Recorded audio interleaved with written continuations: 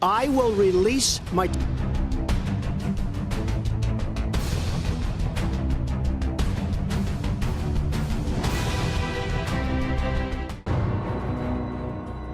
Trump ने America पर 4 साल तक हनक के साथ ताल ठोक कर राज किया है, लेकिन विदाई की घड़ी में इतनी बदनामी, इतनी फजीहत होगी, इसके बारे में ट्रंप ने शायद कभी सोचा नहीं होगा। लेकिन अब उनकी विदाई करीब है।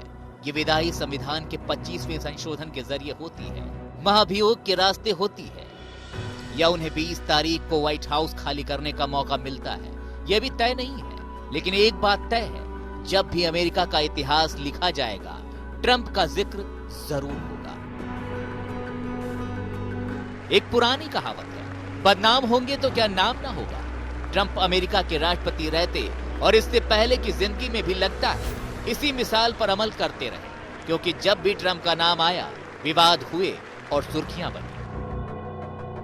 इनमें कुछ विवाद ट्रंप की नीतियों और फैसलों के चलते हुई, तो उनकी पर्सनल लाइफ से जुड़े रंगीन किस्से भी दुनिया भर के अखबारों और टीवी चैनल्स की हेडलाइन बनते रहे। ऐसा ही एक मामला 2 साल पहले सामने आया, जब ट्रंप अपने ट्वीट, अपने बयान या नीतियों को लेकर नहीं, एक किताब को लेकर खबरों में आए थे। सनसनीखेज दावों से भरी इस किताब में ट्रंप की जिंदगी के उस हिस्से को दिखाने की कोशिश की गई, जिन्हें ट्रंप दुनिया से छिपाते आए थे।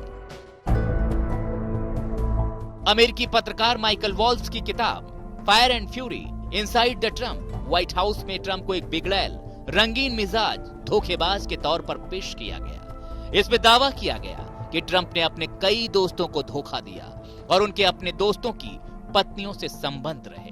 इस किताब के मुताबिक ट्रंप अपने दोस्तों की बीवी के हमदर्द बनकर उनके करीब जाते थे। ट्रंप दोस्त की बीवी की नजर में दोस्त को बेवफा साबित करते थे। जब दोस्त बाहर होते थे, तब ट्रंप उनकी पत्नी से मिलने जाते। ट्रंप दोस्तों को बीवी के पास पहुंचकर दोस्त से फोन पर बात करते थे। बातचीत में वो दोस्त से पूछते थे कि क्या तुम्हें तुम्हारी बीवी के साथ सेक्स पसंद है। इस दौरान वो फोन का स्पीकर ऑन रखते थे ताकि दोस्त की पत्नी बात सुन सके। इस ट्रिक से वो अपने दोस्तों को उनकी पत्नी की नजरों में बेवफा साबित कर देते। दोस्त को बेवफा साबित करने के बाद वो उनकी पत्नियों के पास पहुंच बढ़ाते थे। डोनाल्ड ट्रंप ने इस किताब की बिक्री रोकने की पूरी कोशिश की। ट्रंप के वकील ने किताब के लेखक माइकल वोल्फ और पब्लिशर को नोटिस भेजे, लेकिन किताब मार्केट में सिर्फ आई नहीं, सुपरहिट होकर दुनिया भर में छा गई और ट्रंप मुंह ताकते रह गए। इस किताब में कितना सच और कितना झूठ है, इसका फैसला तो ट्रंप ही कर सकते हैं। लेकिन 3 शादियां कर चुके ट्रंप की रंगीन मिजाजी के किस्से पहले भी उड़ते रहे हैं और अलग अलग क्षेत्र की कई महिलाएं ट्रंप पर यौन शोषण के आरोप लगा चुकी हैं। हम आपको ट्रंप पर लगे सेक्स स्कैंडल के आरोपों के बारे में भी बताएंगे, लेकिन उससे पहले आपको ट्रंप की शादियों के बारे में भी बता देते हैं। ट्रंप ने पहली शादी 1977 में इवाना जेलनिकोवा से की थी। दूसरी बार उन्होंने 1993 में मार्ला मैपल्स से शादी की और उन्होंने तीसरी शादी 2005 में मेलानिया नाउस के साथ रचाई। ये तो ट्रंप की शादियां, और अब बात करते हैं ट्रंप पर लगे सेक्स स्कैंडल के आरोपों की। ट्रंप पर इस तरह का एक आरोप साल 2019 में भी लगा। तब उन पर एक अमेरिकी पत्रकार ई जीन कैरोल ने यौन शोषण के गंभीर आरोप लगाए थे।